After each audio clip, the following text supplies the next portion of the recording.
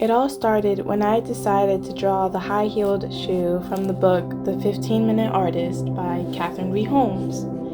It was from the sketching, then the erasing, the coloring and the blending of Prismacolor pencils, and lastly the finishing touches.